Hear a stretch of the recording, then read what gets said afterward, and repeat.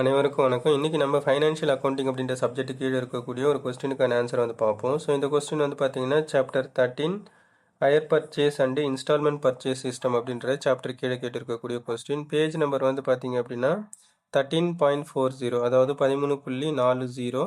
Exercise number 2 வந்து நம்ம இப்போ பார்க்கலாம். ஸோ இப்போ கொஸ்டினில் என்ன கொடுத்துருக்குறாங்க அப்படின்றத பார்ப்போம். நம்ம கொஸ்டின் வந்து பார்க்கறதுக்கு முன்னாடி சாப்டரோட டிஸ்கிரிப்ஷன் வந்து பார்த்துக்கலாம். அதாவது hire purchase and instalment purchase system இது ரெண்டுமே வந்து என்ன அப்படின்னா, ஒரு வாங்குபவர் இல்லை ஒரு நபர் வந்து விற்பனையாளர்கிட்ட இருந்து ஒரு பொருளை வாங்கும்போது அந்த பொருளுக்கான முழு தொகையும் கொடுக்க முடியாத ஒரு சூழ்நிலை ஏற்படும் போது, இல்லை அவர்கிட்ட அந்த அளவுக்கு போதுமான பணம் இல்லாத போது என்ன பண்ணுவாங்க அப்படின்னா, மாதம் ஒரு சிறு தொகையை வந்து கொடுத்துட்டு அந்த பொருளை வந்து என்ன பண்ணிக்கலாம் அப்படின்னா முழுவதும் செலுத்துவதற்கு முன்னே அந்த பொருளுக்கான உரிய தொகையை முழுவதும் செலுத்துவதற்கு முன்பே வந்து பார்த்திங்கன்னா அந்த பொருளை வந்து உபயோகப்படுத்திக்கலாம் அப்படின்னு சொல்லிட்டு ஒரு கான்செப்ட் வந்துருக்குது. அப்போ என்ன பண்ணுவாங்க, அதாவது இன்கேஸ் நீடித்து வாழக்கூடிய பொருட்கள் வந்து பார்த்திங்க அப்படின்னா அதுக்கான விலை வந்து கூடுதலாக இருக்கும். அதாவது டியூரபிள் குட்ஸுக்கு எல்லாத்துக்குமே வந்து பார்த்திங்க அப்படின்னா விலை வந்து கூடுதலாக இருக்கும். அப்போ அதை வந்து ஒரு சாதாரண மனிதர்களால் வந்து என்ன பண்ண முடியாது அப்படின்னா அந்த பொருளுக்கான முழுவதுமான விலையை கொடுத்து வாங்க முடியாது. எக்ஸாம்பிளுக்கு வந்து பார்த்திங்கன்னா காரு, பைக் இதெல்லாம் வந்து பார்த்திங்க அப்படின்னா விலை வந்து அதிகமாக இருக்கும். அந்த மாதிரி இருக்கும்போது வந்து பார்த்திங்க அப்படின்னா அதை வந்து ஒரு மிடில் இன்கம் நடுத்தர வர்க்கத்தினர் வந்து என்ன பண்ணுவாங்க அப்படின்னா மாதம் ஒரு தவணையை செலுத்தி அந்த பொருளை வந்து வாங்கி அதை பயன்படுத்தி வச்சுப்பாங்க. ஸோ அப்போ அந்த மாதிரி இருக்கக்கூடியதில் வந்து பார்த்திங்கன்னா ஒன்று வாடகை கொள்முதல், இன்னொன்று வந்து பார்த்திங்கன்னா தவணை கொள்முதல் அப்படி சொல்லிட்டு இருக்கும். இதில் வந்து பார்த்திங்கன்னா இந்த ஹையர் பர்ச்சேஸ் வாடகை கொள்முதல் வந்து பார்த்திங்கன்னா இந்தியாவில் பிரபலமாக இல்லை. அது வந்து பார்த்திங்கன்னா அமெரிக்கா அது மாதிரி ஒரு சில நாடுகளில் வந்து இருக்கும். அவங்களுடைய கான்செப்ட் என்ன அப்படின்னா ஹையர் பர்ச்சேஸ்னு அவங்க ஏற்கனவே உபயோகப்படுத்தியிருக்கக்கூடிய பொருட்களை வந்து என்ன பண்ணுவாங்க அப்படின்னா இன்னொரு அண்டை வீட்டாருக்கோ இல்லை ஏதாவது கேட்கக்கூடிய நபருக்கோ என்ன பண்ணுவாங்க அப்படின்னா அந்த பொருளை கொடுத்துட்டு அதை ஹையர் பர்ச்சேஸில் ஃபாலோ பண்ணுவாங்க. அதாவது அமெரிக்காவில் வந்து ஒரு நபர் இருக்கிறாருன்னு வச்சுப்போம். அவங்க வந்து என்ன பண்ணுவாங்க அப்படின்னா ஆல்ரெடி வந்து ஒரு ஃபர்னிச்சர், காரு இந்த மாதிரி ஏதாவது மோட்டார் இந்த மாதிரி ஏதாவது என்ன பண்ணுவாங்க அப்படின்னா ஏற்கனவே அவங்க உபயோகப்படுத்திட்டு இருப்பாங்க. வேற ஏதாவது ஒரு நபர் பக்கத்தில் இருக்கக்கூடியவரோ இல்லை அவருக்கு பரிச்சயமான ஒரு நபரோ வந்து அதே பொருள் அவருக்கு தேவைப்படுது அப்படின்னா, ஸோ இந்த நபர் வந்து விற்பனையாளராக இருக்க மாட்டார். ஆனால் அவர் அவர் வந்து அந்த பொருளை வந்து உபயோகப்படுத்திட்டு இருப்பார். அவருடைய சொந்தமான அது பொருளாக இருக்கும். அவருடைய சொந்த உபயோகத்துக்கு அது வந்து பயன்படுத்திட்டு இருப்பார். அது இன்னொரு நபர் அவருக்கு தெரிந்த ஒரு நபர் வந்து கேட்குறாரு அப்படின்னும் போது ஒரு குறிப்பிட்ட காலத்துக்கு வந்து என்ன பண்ணுவார் அப்படின்னா அதையே வாடகைக்கு விடுவார். ஃபார் எக்ஸாம்பிள் இப்போ வந்து அமெரிக்காவில் ஒரு நபர் வந்து கார் வச்சிருக்கிறாருன்னு வச்சுப்போம். அவர் சொந்தமாக அது வந்து என்ன பண்ணுறாரு அப்படின்னா அந்த காரை வாங்கி அவர் வந்து பயன்படுத்திட்டு வர்றாரு அவருடைய சொந்த உபயோகத்துக்கு.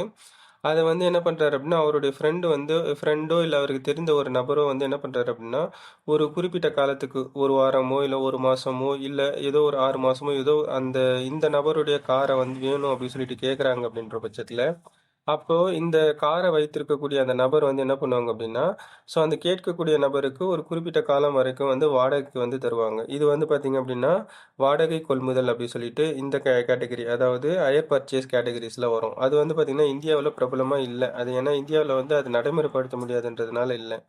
அப்போ இந்தியாவுல வந்து பார்த்தீங்க அப்படின்னா, தவணை கொள்முதல் இன்ஸ்டால்மென்ட் பர்ச்சேஸ் கான்செப்ட் வந்து பெரிய அளவுல நமக்கு வந்து இருக்குது. ஸோ இந்த இன்ஸ்டால்மென்ட் கான்செப்ட்ல வந்து பார்த்தீங்க அப்படின்னா, விற்பனையாளர் வந்து அந்த பொருளை வந்து என்ன பண்ணிடுவார் அப்படின்னா முழுவதுமாக வந்து அந்த வாங்குபவர் இல்லை யார் அந்த பொருளை வாங்கணும்னு நினைக்கிறாரோ அவருக்கு வந்து அந்த பொருளை கொடுத்துருவாரு.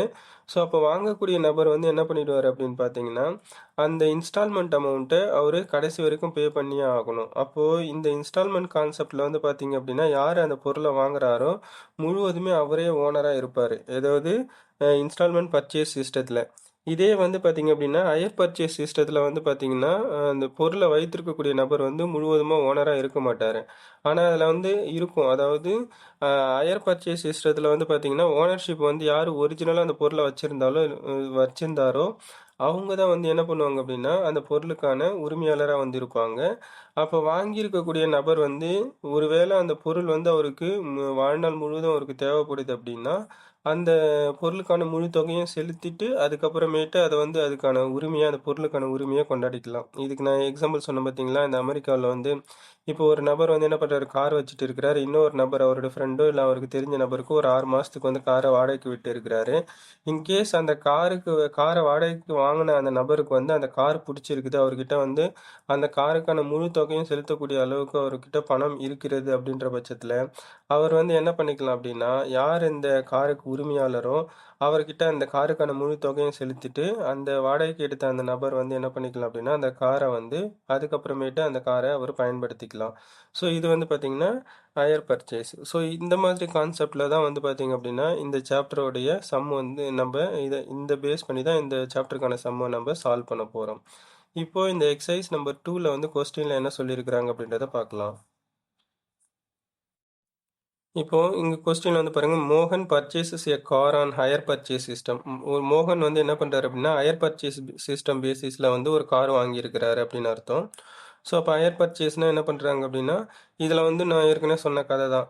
அப்போ என்ன பண்ணுவாங்க, ஹையர் பர்ச்சேஸ் சிஸ்டத்துல வந்து ஓனர் வந்து அந்த பொருளுக்கான, அதாவது யார் வாங்கியிருக்கிறாரோ அந்த நபர் வந்து அந்த பொருளுக்கான முழு தொகையும் முழு தவணையும் செலுத்தி முடிக்கிற வரைக்கும் யார் வாங்கியிருக்கிறாரோ அந்த வாங்குபவருக்கு வந்து அந்த பொருளுக்கான உரிமை வராது. அப்போ முழுசா அந்த பொருளுக்கான தொகையை செலுத்தினதுக்கு அப்புறம் தான் வந்து என்ன பண்ணுவாங்க அப்படின்னா, மிஸ்டர் மோகன் அப்படின்றவருக்கு அந்த பொருளுக்கான உரிமை வரும். ஆனால் அந்த பொருளை பயன்படுத்திக்கலாம், ஆனால் அது வந்து உரிமை வராது. ஆனால் கொஸ்டினில் வந்து நம்மளுக்கு அந்த லாஜிக்லாம் எதுவும் கேட்க மாட்டாங்க. ஒரு கொஸ்டின் கொடுத்துருவாங்க, அதை நம்ம சால்வ் பண்ண சொல்லுவாங்க, அவ்வளோதான்.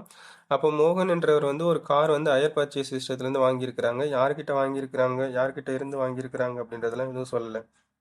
அப்போ வாங்கியிருக்கக்கூடிய நபர் நம்மக்கிட்ட கொடுத்துருக்கக்கூடிய டீட்டெயில்ஸை பேஸ் பண்ணி நம்ம வந்து இன்ட்ரெஸ்ட் எவ்வளோ அப்படின்றத எப்படி கண்டுபிடிக்கலாம் அப்படின்றத பார்ப்போம். So the total cash price of the car, அந்த காரோடைய மொத்த மதிப்பு வந்து பார்த்தீங்கன்னா 15,980 ரூபா. அதில் பேயபிள் ருபீஸ் 4,000 டவுன் அப்படின்னா என்ன பண்ணுறாங்க, டவுன் பேமெண்ட்டாக, அதாவது ஒப்பந்தத்தை மேற்கொள்ளும் போது மிஸ்டர் மோகன் வந்து யார் விற்பனையாளரோ அவர்கிட்ட இருந்து அந்த காரை வாங்குறதுக்கான ஒப்பந்தத்தை மேற்கொள்ளும் போது முன்பணமாக வந்து ஒரு 4,000 ரூபா கொடுத்துட்டாரு 15,000 அப்படின்னு அர்த்தம். அப்போ 15,000ல் 15,980 ரூபாயில் 4,000 ரூபா போயிடுச்சுன்னா மிச்சம் எவ்வளோ வரும், 11,980 ரூபா. மோகன் வந்து மீதமுள்ள அந்த தொகை அமௌண்ட்டை வந்து 3 விதமான இன்ஸ்டால்மெண்ட்டாக வந்து கொடுக்குறாரு அப்படி சொல்லிட்டு நம்மக்கிட்ட சொல்லியிருக்கிறாங்க.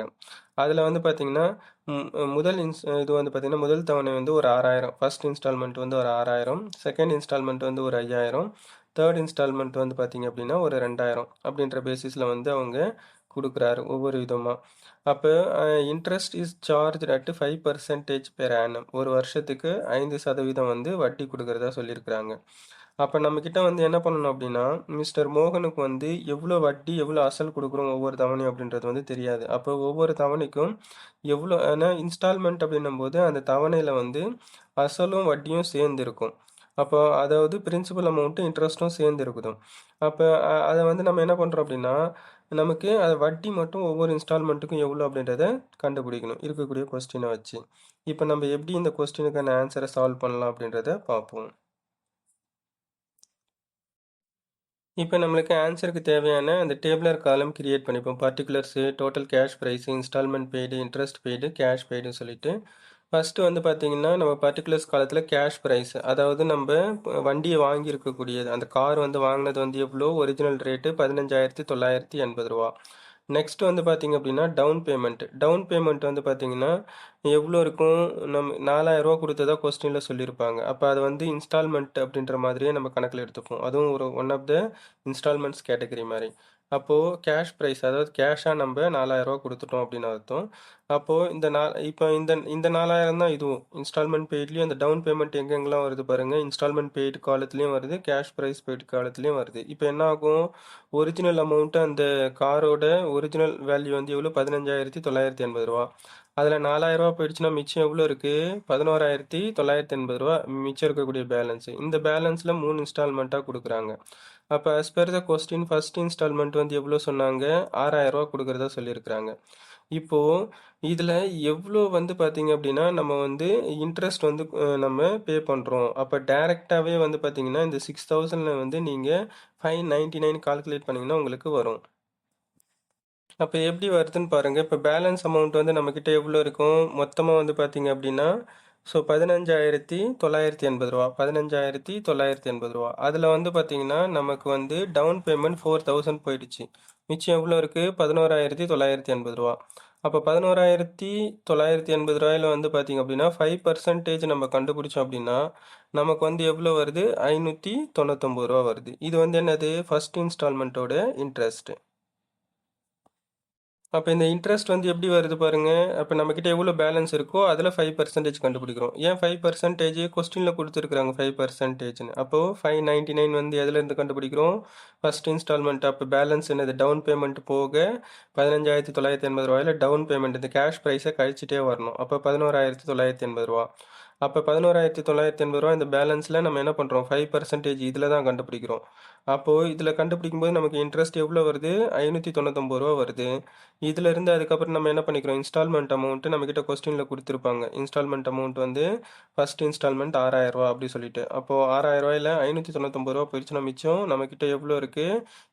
என்னது வட்டி போக அசல் வந்து எவ்வளோ இருக்குது இந்த இன்ஸ்டால்மெண்ட்டில்? ரூ. 5,401. அது நான் ஏற்கனவே சொன்ன மாதிரி தான். இன்ஸ்டால்மெண்ட்டில் வந்து என்னது வட்டியும் அசலும் சேர்ந்து இருக்குன்னு அர்த்தம். அதாவது பிரின்சிபலும் இன்ட்ரெஸ்ட்டும்.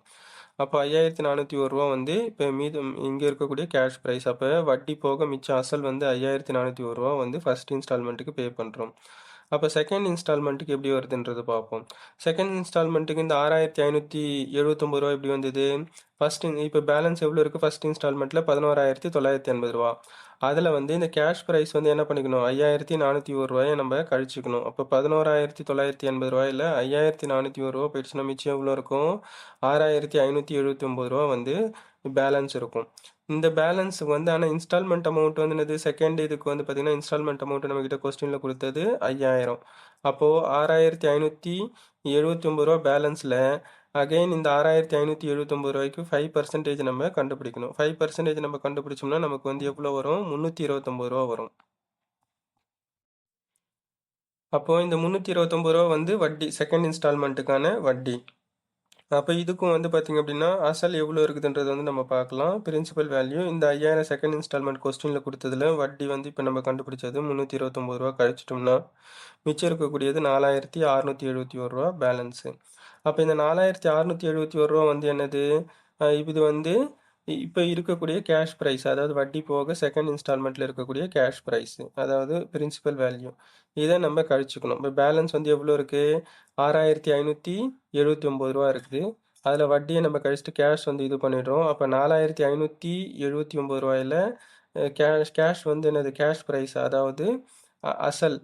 இது வந்து என்ன பண்ணுறோம்? பிரின்சிபல் வேல்யூ ரூ. 4,679 கழிச்சோம்னா மிச்சம் எவ்வளோ இருக்குது? தேர்ட் இன்ஸ்டால்மெண்ட்டுக்கு பேலன்ஸு. மிச்சம் இருக்கக்கூடிய கேஷ் பேலன்ஸ் எவ்வளோ இருக்குது பார்த்தீங்கன்னா, கொடுக்க வேண்டியது ரூ. 1,908. ஆனால் நம்ம கொடுக்க வேண்டிய அமௌண்ட்டே நம்ம வந்து தேர்ட் இன்ஸ்டால்மெண்ட்டில் நம்ம கொஸ்டினில் வந்து ரூ. 2,000 பே பண்ணுறோம். அதனால் இதில் வந்து பார்த்திங்கன்னா நம்ம வட்டி தனியாக கண்டுபிடிக்க தேவையில்லை. டிஃபரன்ஸ் பார்த்தாலே நமக்கு தெரிஞ்சிடும். அப்போ கொடுக்க வேண்டிய இன்ஸ்டால்மெண்ட் அமௌண்ட்டு 2,000. ஆனால் நம்மளுடைய கேஷ் வந்து எவ்வளோன்னு பேலன்ஸ் கொடுக்க வேண்டியது இருக்குது? ரூ. 1,908. அப்போ ரூ. 2,000 வந்து ரூ. 1,908 நம்ம கழிச்சோம்னா மிச்சம் வட்டியை அதுவே ஆட்டோமேட்டிக்காக நம்ம கால்குலேட் பண்ணாமையே ரூ. 92 வரும்.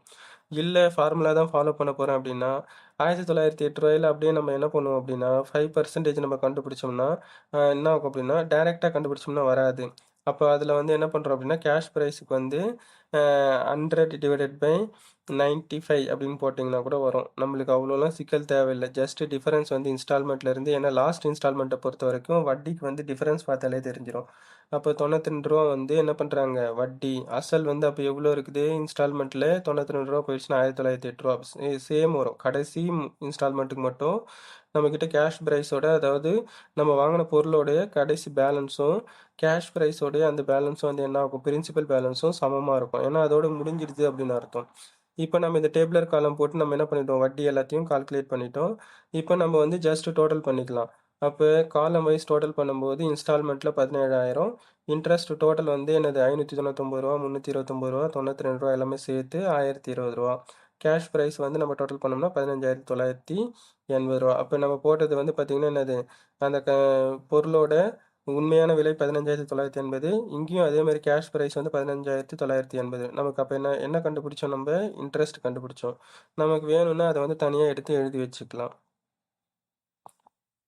நீங்க வேணும்னா ஒவ்வொரு இன்ஸ்டால்மெண்ட்லயும் கழிச்சதுக்கு அப்புறமேட்டு நம்ம எவ்வளோ பேலன்ஸ் இருக்கோ, அந்த பேலன்ஸ்லேருந்து நம்ம கண்டுபிடிச்ச மாரியும் நீங்க என்ன பண்ணிக்கலாம், ஒவ்வொரு தடவையும் 5% கண்டுபிடிச்சவங்க அப்படின்றத இங்க மென்ஷன் பண்ணியிருக்கோம். அதே வந்து நீங்க என்ன பண்ணுங்க அப்படின்னா, மென்ஷன் பண்ணிட்டோ, இல்ல நீங்க ஆல்ரெடி கண்டுபிடிச்சது டேபுலர் காலத்துலேருந்து எடுத்துட்டு வந்து நீங்க டோட்டல் பண்ணாலும் கரெக்ட்டு தான். That's all.